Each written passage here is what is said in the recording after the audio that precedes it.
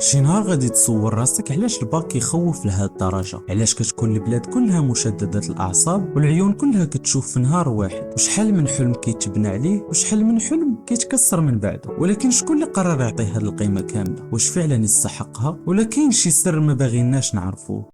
الباك ماشي شي حاجه جديده، بدات في فرنسا في اواخر القرن 18. كان الهدف ديالها بسيط، تعرف واش التلميذ ناضج بما فيه الكفايه انه يدخل الجامعه. ولكن مع الوقت تحولت الوحش، ولات كتعني المصير يا نجح في الحياه ولا ساقط فيها. ولكن واش كاين شي جهه باغا هادشي؟ واش ممكن يكون شي مخطط باش نخافوا ونبقاو تابعين الطريق اللي تراساو لينا؟ فكر معايا، منين كيقرب الباك شنو كيوقع؟ الاعلام كيدير رعب، المدارس كيديروا اجتماعات، والعائلات كتبدا تتوتر، وحتى من الزنقه كيتبدل الجو ديالها بحال شي طقس ديني. كتكون واحد الطقوس جماعيه ديال الخوف. ولكن الخوف مناش بالضبط؟ من السقوط ولا من الخروج من المسار اللي رسموه لينا؟ هادشي كامل كيتكرر كل عام بلا ما حد يتسائل واش فعلا الباك هو الطريق الوحيد ولا هو الباب اللي كتدخل منه بلا ما تحس وكتخرج خاسر شي حاجه فيك لداخل. واحد الاستاذ كان قال واحد الجمله ما بغيتش تنسى ليا: الباك هو اول اختبار كيربيك كيفاش تكون عبد مطيع، كتراجع، كتجاوب، كتسكت وكتنجح. واذا ما مشيتيش بهذا الترتيب كيقولوا لك راك ما في يدكش. ولكن